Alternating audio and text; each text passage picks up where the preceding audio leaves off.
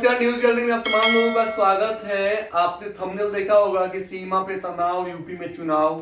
इसलिए ये बात कह रहे हैं कि उत्तर प्रदेश में विधानसभा चुनाव होने को है। 2022 के शुरू के ही महीनों में उत्तर प्रदेश में विधानसभा चुनाव के समय को मुकर्रर किया गया है। तथाकथित रूप से सीमा पे तनाव की बात इसलिए की जा रही है क्योंकि बीजेपी के जितने भी प्रवक्ता हैं, जितने भी वरिष्ठ नेता हैं, उनका यह आरोप था, मीडिया क्रिटिक्स का भी आरोप था कि देखिएगा उत्तर प्रदेश में चुनाव होगा और सीमा पे माहौल स्थिर नहीं होगा।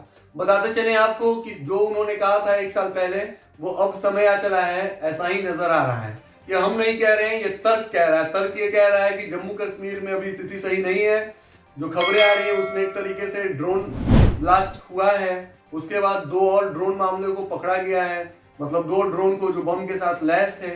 तो कहीं ना कहीं जम्मू कश्मीर से खबर अच्छी नहीं आ रही है। राजनेता बयान दे रहे हैं कि सरकार पूरी तरीके से तैयार है, सेना पूरी तरीके से सक्षम है मुकाबला करने के लिए, लेकिन उनका ये बयान अभी से नहीं आ रहा है। मेरी उम्र 25 साल होने जा रही है और पिछले 20 साल से मैं इस तरीके का बयान सुन रहा हूँ कि इनकी कड़ी निंदा करता हूँ। कमर हमने कस ली है, हम पूरे तरीके से तैयार हैं। ये 3-4 शब्द आप भी सुनते आ रहे होंगे। पत्रकारिता के भाषा में अगर बोला जाए तो ये शब्द आम हो चला है। अब बात यही है कि वो तैयार है तो फिर कैसे इस तरीके के स्ट्राइक हो जाते हैं, हमला हो जाता है, ये सोचना और समझना चाहिए। ये सवाल आज इसलिए है क्योंकि ये सवाल एक हर वो हिंदुस्तानी पूछेगा जिसको हिंदुस्तान से प्रेम होगा, जिसको हिंदुस्तान से लगाव होगा। इसलिए क्योंकि उत्तर प्रदेश में विधानसभा का चुनाव है। कांग्रेस के तमाम प्रवक्ताओं का, जितने भी मीडिया क्रिटिक्स है, उनका यही कहना है कि जम्मू कश्मीर अभी से 2 साल पहले तक सब कुछ सही था। एक बार पुलवामा में जो अटैक हुआ उसके बाद से स्थितियां काफी सामान्य हो गई थी। 2 साल हुए पुलवामा हमले को, उसके अभी तक कोई जांच पड़ताल नहीं हुई है, उस पर कोई लेटेस्ट अपडेट नहीं आया है। अब वहां पर उत्तर प्रदेश में चुनाव और जम्मू कश्मीर में इस तरह खबर आना, तो लोग उससे तर्क कर रहे हैं और केंद्र सरकार को निशाने साध रहे हैं, बीजेपी को वो टारगेट कर रहे हैं। इस बात में कितनी सच्चाई है ये तो आने वाला वक्त ही बताएगा। लेकिन किसी भी विपक्ष को और किसी भी सत्ताधारी पक्ष को ये शोभा नहीं देता है कि वो अपने देश की सेना का इस्तेमाल चुनाव में करे। अगर पक्ष सेना का नाम का सहारा लेकर चुनाव में वोट मांग रहा है, विपक्ष सेना के कंधे पे बंदूक रख के पक्ष पे गोली चला रहा है, तो गलत है। मैं यहां से खंडन दोनों का करता हूं।